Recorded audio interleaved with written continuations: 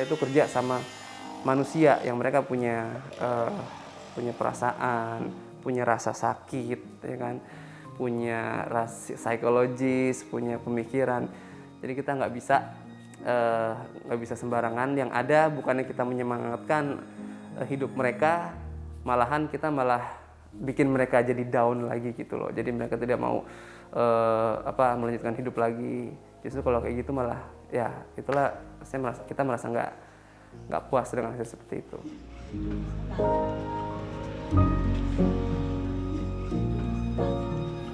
Nggak mau, karena aku nggak punya biaya. Dari mana biaya amputasi, harus pakai kaki palsu, dari mana biaya terus ya. Sedangkan aku orang nggak punya, nggak bisa ya. Udah aku pasrah aku ya.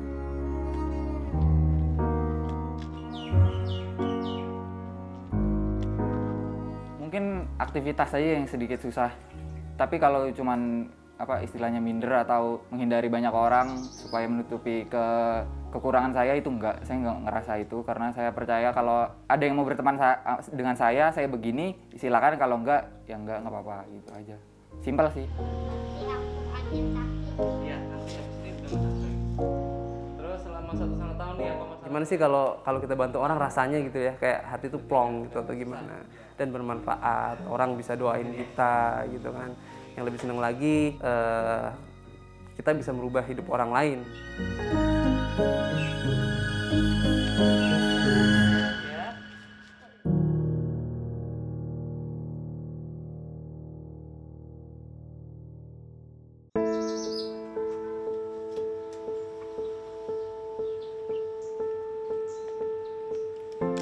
Nama saya Muhammad Ilham Pamungkas, umur saya 20 tahun. Pendidikan terakhir saya SMK, jurusan Tata Boga waktu itu.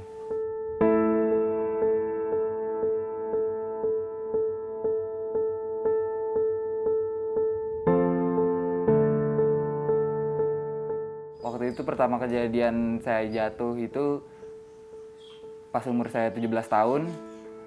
Di kolam renang pas saya ngambil nilai untuk ke sekolahan dan saya terpeleset. Ternyata ada tulang yang retak dan itu menjadi awal penyebab saya harus diamputasi.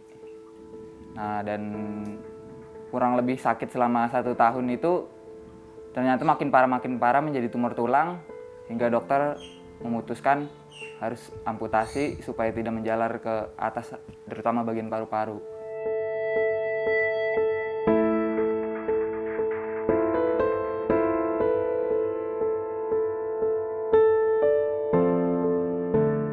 Kalau saya sih karena memang saya ngerasain sakit juga, ya karena saya nggak mau sakit lagi, saya sedih ada, cuman ya berusaha mengikhlaskan. Tapi orang tua saya, terutama ibu, yang sedikit nggak rela atau nggak terima, ya jadinya sedikit mundur beberapa bulan untuk amputasi supaya dia kuat dulu.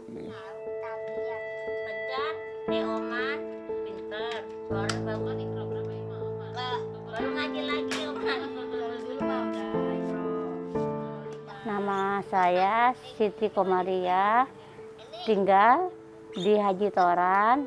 Nama anak saya Tegas Saputra. Kalau kesana naik apa? Diantarin apa pemotor sendiri? Bapak. Kan makin jauh makin bagus, Pak. Tegar masih 8 bulan, dia kan tidur ceritanya. Abangnya berdua kan bercanda, emak bercanda, tahu apa dia keinjek kakinya lagi tidur, nggak tahu. Kalau aku kan lagi nyuci, lagi masak di dapur, nggak tahu 100% jagain anak. Ya namanya anak lagi tidur, orang tuanya masih beres. Kalau tahu kaki anak aku tuh bengkak, diurus tukang urut, terus sampai diurut selama berapa tahun ya? Selama 1 tahun dibawa. Ada dari Bu Kesmas, suruh dioperasi, kata Bu Kesmas, kasihan anaknya biar bisa jalan.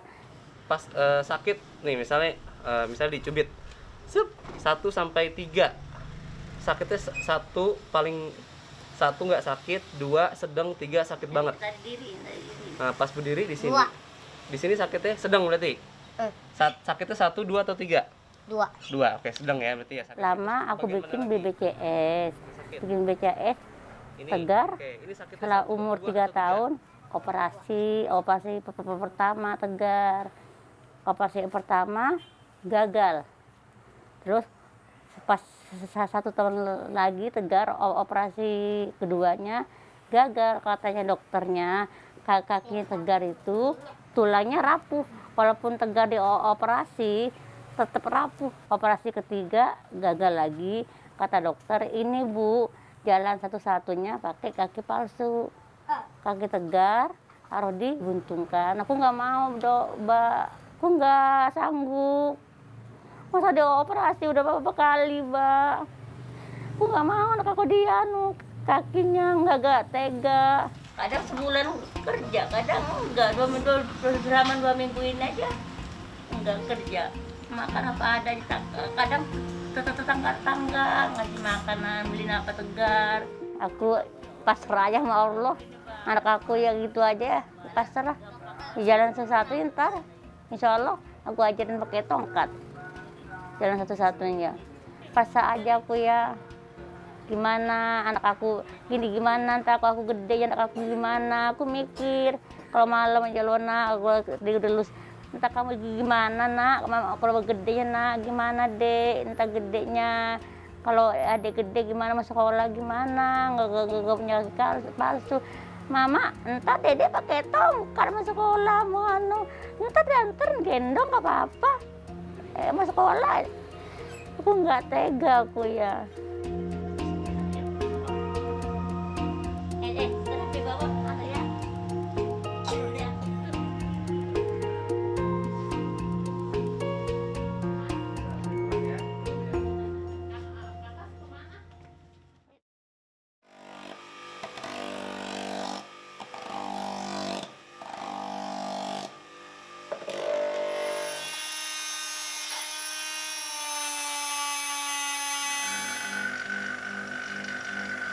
Perkenalkan, nama saya Fakhri Reka Utama.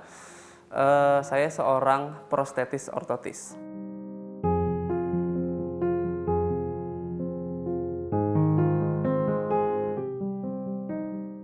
Ini adalah prostetik.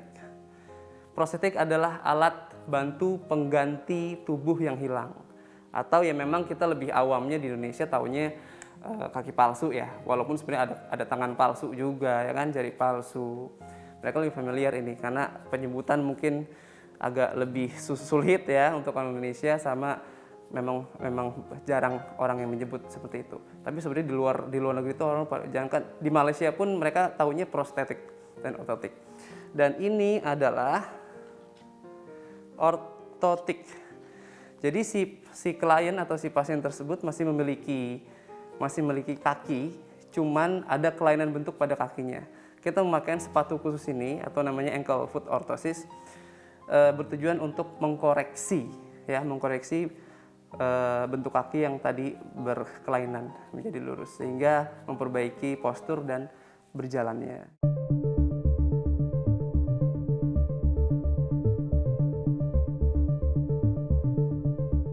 Sebenarnya dimulai dari beberapa puluh tahun lalu. Memang di Indonesia itu tidak ada jurusan ortotik prostetik.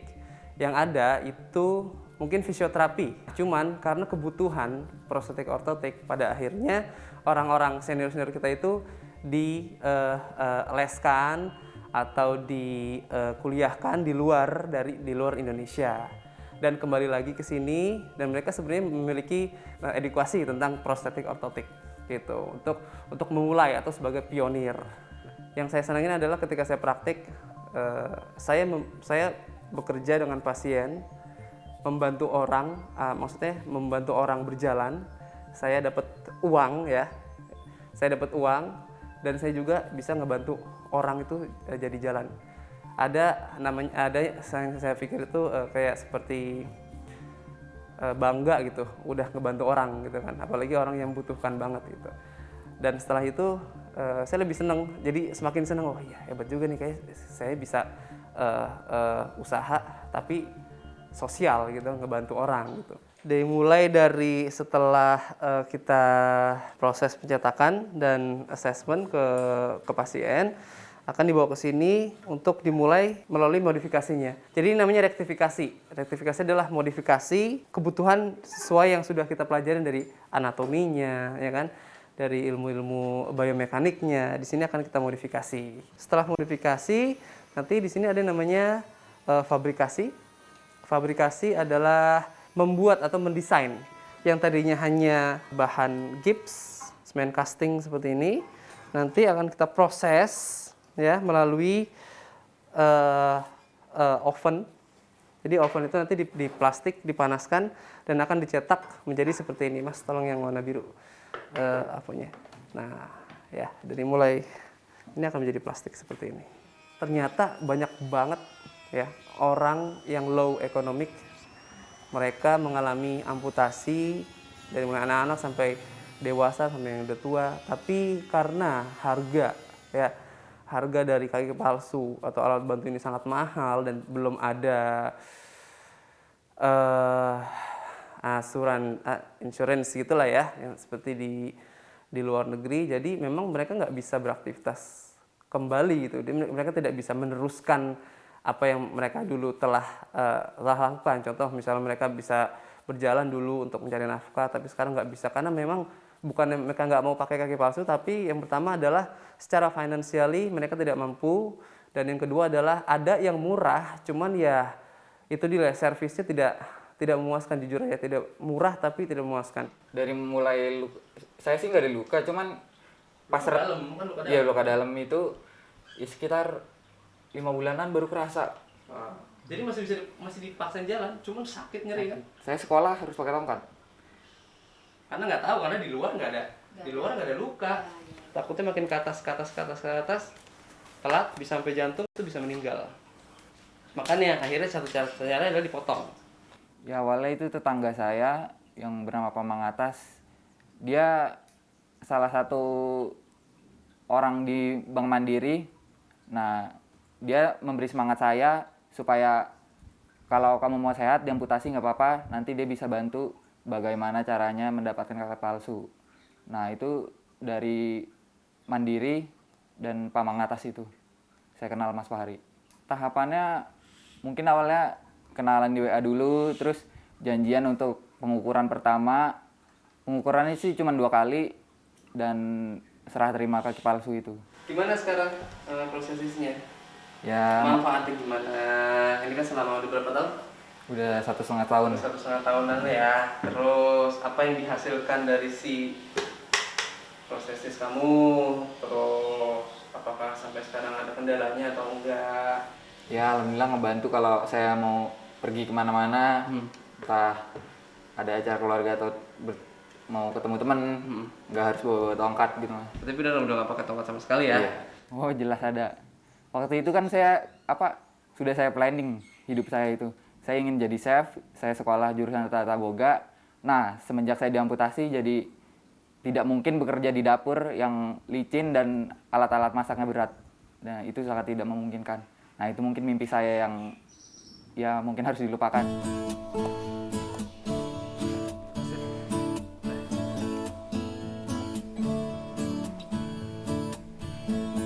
Saya coba jalan. Jujur lebih mudah. Kalau untuk assessment dan casting, pencetakan pengukuran awal itu kita bisa di mana aja. Bisa di sini atau bisa di rumah. Cuman untuk fitting pertama itu ibaratnya kalau pakai baju, kita bikin baju lah. Pasti kan ada fitting dulu, ada yang kesempitan, ada yang kelonggaran. Itu kan harus kita perbaiki. Jadi lebih baik datang langsung ke tempat kita gitu kan. Jadi biar kita bisa langsung adjust gitu, kita bisa langsung ubah sampai benar-benar nyaman. Inilah perbedaan yang mohon maaf yang teredukasi, yang kita diambil dari edukasi karena kita memiliki profesi ya, dan yang tidak karena kita benar-benar harus bertanggung jawab sama seseorang yang kita bantu.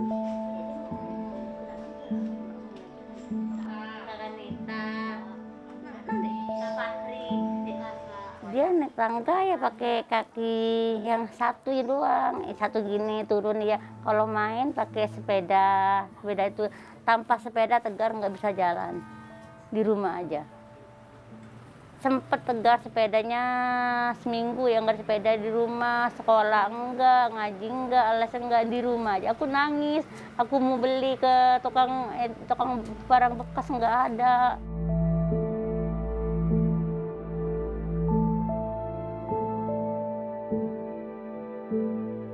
Sama Mbak Fahri ya diukur, terus dibikinin kaki palsunya di sini, ya diukur ada ya diukurin kaki palsu, diukurin, ya apalah, pokoknya Kak Fahri baik banget. Alhamdulillah aku terima kasih banget, Kak Fahri baik banget. Penggunaan kaki palsu itu kan memang wajib kita harus lihat dulu tulangnya bagus, ototnya bagus atau tidak, terus kesehatan kakinya gimana, kekuatannya apakah bisa atau tidak. Jadi memang belum tentu semua yang diamputasi bisa pakai kaki palsu. Nah, cuman masalahnya semua itu butuh proses. Ini Tegar jujur awal-awal masih belum bisa, ya, karena harus latihan dulu. Jadi nggak bisa langsung pakai. Nanti kita juga harus ada yang kita koreksi lagi. Oke, tingginya juga masih agak ketinggian. Kita memang memiliki kriteria sendiri untuk orang-orang yang kita bantu. Kenapa? Agar bukan kita pilih-pilih, tapi agar apa yang kita bantu itu benar-benar bermanfaat sesuai dengan apa yang kita rencanakan. Pertama untuk anak kecil. Kenapa? Karena anak kecil memiliki psikologis yang benar-benar harus kita bantu, semangati. Dari mulai pembulian ketika masih kecil itu kan banyak banget kan. Yang kedua, motivasi dia berkurang karena kok saya beda dengan orang lain. Itu kan mempengaruhi ketika mereka dewasa nanti. Itu perubahan psikis akan terjadi, akan membuat si anak ini menjadi tidak bisa memaksimalkan potensi yang mereka punya dari kecil sebenarnya. Kita bantu agar mereka memaksimalkan potensi dengan si kaki palsu tersebut. Itu yang pertama, anak kecil. Yang kedua adalah benar-benar anak remaja atau dewasa yang backgroundnya memang mereka mau kerja. Jika tidak, kita tidak akan beri. Jadi ketika sini pegang sini. Tiga. Nah.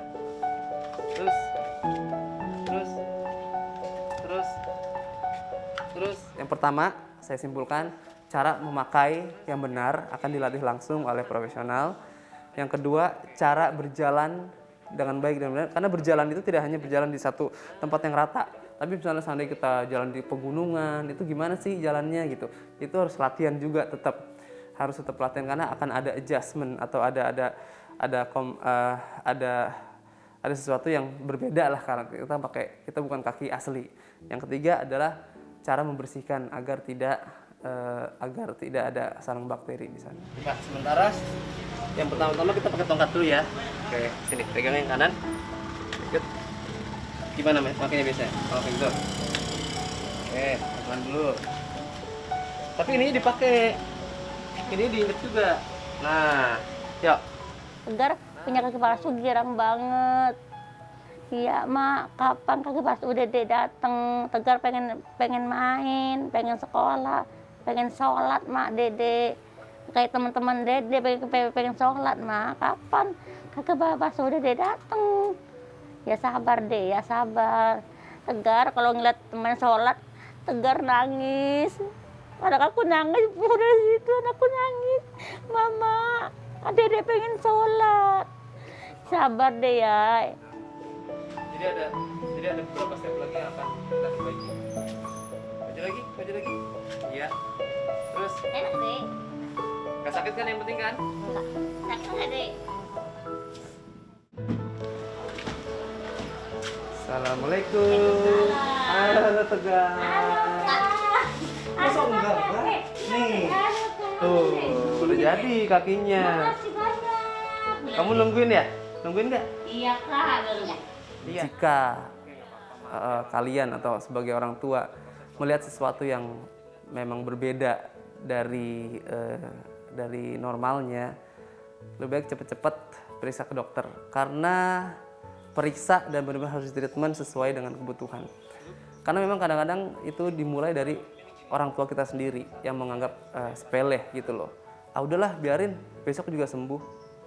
Nah yang namanya anak kecil ada kelainan bentuk, semakin besar akan semakin parah. Ibarat pohon kalau dari kecil udah belok, nambah panjangnya kan belok-belok terus, akan susah lurus kecuali disangga dari awal gitu. Pelan-pelan ya, pelan-pelan dulu ya. Tadi, jalan maju, dikit-dikit, stop. Oke, dikit-dikit aja, dikit aja jauh. Nah, dikit aja, stop. Bahagia saya adalah ketika ada salah satu penerima bantuan kontak saya, Mas, alhamdulillah saya sekarang udah kerja di salah satu tempat gitu kan. Iya benar-benar bermanfaat banget gitu. Yang tadinya dia nggak bisa apa-apa, tapi alhamdulillah sekarang dia udah bisa kerja, hidup mandiri, bisa ke sana sini mandiri. Itu rata-rata itu aja sih yang saya senengin. Mas, saya udah bisa kerja. Iya, berkah bagi dia, berkah bagi saya. Pesan-pesannya tetap semangat aja. Ya hidup masih panjang, nggak ada yang tahu ke depannya mau jadi apa, bisa sukses, bisa enggak. Orang yang normal, istilahnya normal, nggak disabilitas saja bisa gagal, kita juga pasti punya peluang sukses. Alhamdulillah, salut, ya karena bisa jadi panutan juga untuk pemuda-pemuda yang lain, termaksud aku juga ya, supaya lebih mementingkan kemanusiaan, dan supaya lebih, ya kira-kira membantu sesama lain lah. Dan bangga juga sebenarnya harus Indonesia punya Mas Fahri.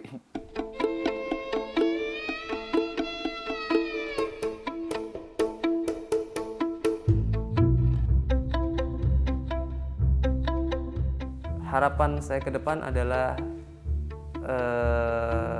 Indonesia berjalan satu kaki untuk 1000 langkah. Itu sebuah kata-kata yang benar-benar terpikir sama saya bahwa ketika kalian punya satu kaki dan bisa digunakan untuk beribu-ribu langkah, bisa untuk mencari nafkah, ya kan, bisa merubah kehidupan mereka yang tadi saya sudah bilang, dari tidak bisa menjadi bisa, yang tadi tidak mampu menjadi mampu. Insya Allah saya akan selalu memberikan dukungan lewat bantuan, ada atau tidak ada donatur. Semoga mungkin ya dalam 1 bulan atau 2 bulan sekali saya akan membantu orang-orang yang membutuhkan kaki palsu.